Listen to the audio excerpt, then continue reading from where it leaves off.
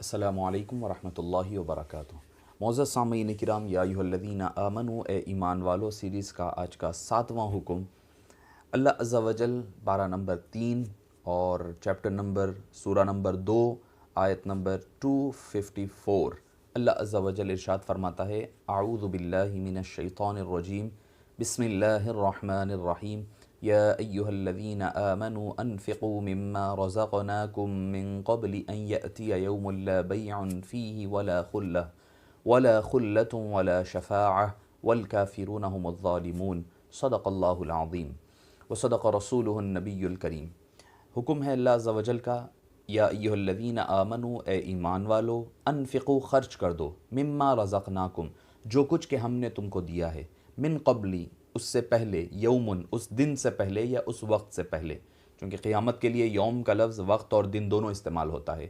من قبل ان یأتی، یومن لا بیع، جس میں کوئی خرید و فروخت نہیں ہوگی، کوئی تجارت نہیں ہوگی، ولا خلۃ، اور نہ کوئی دوستی کام آئے گی، ولا شفاعہ، اور نہ کوئی سفارش قبول کی جائے گی، والکافرون، اور بے شک کافر، ہم الظالمون، وہی ظلم کرنے والے، وہی ظالم لوگ ہیں۔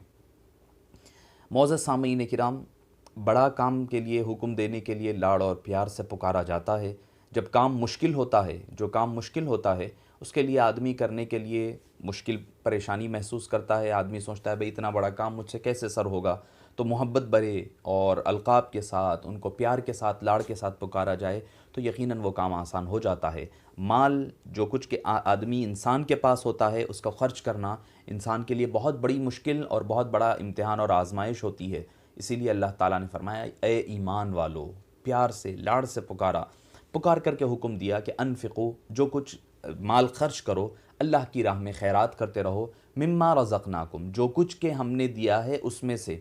یہ نہیں فرمایا ما رزقناکم، جو کچھ ہم نے دیا وہ خرچ کر دو، نہیں فرمایا مما جس کو ہم ملا کر پڑھتے ہیں، مما، جو کچھ کہ ہم نے دیا ہے اس میں سے خرچ کرو۔ اگر اللہ تعالیٰ فرما دیتا ما رزقناکم، جو کچھ ہم نے دیا وہ خرچ کر دو، وہ بھی کرنا پڑتا، مگر فرما رہا ہے کہ نہیں، اپنی بھی ضروریات ہے، اپنے گھر والوں کی بھی ضروریات ہے، خاندان والوں کی، ساروں کی ضروریات پوری کرو، کرنے کے بعد جو کچھ اللہ نے تمہیں دیا ہے اس میں سے جو بچتا ہے دوسروں کے ساتھ شیئر کیا کرو، دوسروں کو دیا کرو۔ من قبل ان یأتی یومن، کہ اس سے پہلے کہ وہ دن آ جائے، یعنی قیامت کا دن آ جائے، یوم لا بیع، جس دن کوئی خرید و فروخت نہیں ہوگی۔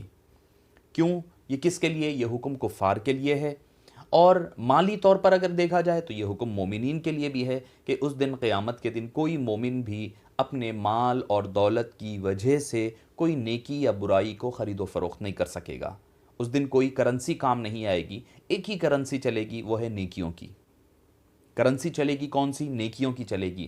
اس دن نیکیوں کا ٹرانسفر ہوتے رہیں گے، رد و بدل ہوتے رہیں گے، ایک دوسرے کے ساتھ ٹرانسفر ہوتے رہیں گے، تو وہ نیکیاں ہوں گی، کوئی روپیہ، پیسہ، ڈالر، ریال، درہم کام آنے والا نہیں ہوگا۔ یوم لا بیع، اس دن کوئی تجارت نہیں ہوگی، کوئی خرید و فروخت نہیں ہوگی۔ یہ کفار کے لیے تو حقیقت میں، کیونکہ آگے کافروں کا ذکر آ رہا ہے۔ اب کوئی کہیں گے بھئی آغاز تو ایمان والوں کے ساتھ ہوا ہے، یقیناً ایمان والوں کو کہا جا رہا ہے اپنے مال و دولت خرچ کرتے رہو، ایسا نہ ہو کہ تم صدقہ و خیرات اور زکوٰۃ کو روک کر کے کفار میں شامل نہ ہو جاؤ جن کے لیے یہ عذاب ہے۔ یہ معنی مفسرین کرام نے بیان فرمائے ہیں۔ یوم لا بیع فیہ ولا خلۃ، اور نہ کوئی دوستی کام آئے گی۔ یعنی آپ دنیا میں آدمی کیا کرتا ہے، یا تو آدمی رشوت دے کر کے بچتا ہے معاملات سے، یا اپنے کوئی بڑے بڑے لنکس ہوتے ہیں، اپنی دوستی کا کسی سے تعلقات کی بنا پر بچتا ہے، یا پھر کوئی سفارش لگا کر کے، کوئی ریکمنڈیشن سے بچ جاتا ہے۔ اللہ تعالیٰ فرما رہا ہے وہ دنیا میں تم نے کر لیا ہے، اب آخرت میں یہ تینوں چیزیں چلنے والی نہیں ہے۔ نہ تجارت ہوگی، نہ مال و دولت کام آئے گا، نہ تمہارے کوئی دوست احباب کام آئیں گے، نہ تمہاری سفارش۔ یہ کفار کے لیے حکم ہے۔ آگے آیت کا اختتام اسی پر ہو رہا ہے، ولا خلۃ ولا شفاعہ، اور نہ کوئی شفاعت، کوئی سفارش کام آئے گی۔ یہ مومنین کے لیے ہوتا تو پھر آپ صلی اللہ علیہ وسلم کی شفاعت کہاں گئی، اہل ایمان کی شفاعت کہاں گئی، اولیاء اللہ کی شفاعت، شہداء کی، حفاظ کرام کی، جو بچے مر جاتے ہیں معصوم، ان کی شفاعت کہاں گئی؟ یہ اہل ایمان کو کام آئے گی یہ شفاعتیں، یہ شفاعت جو ہے اہل ایمان کو کام آئے گی۔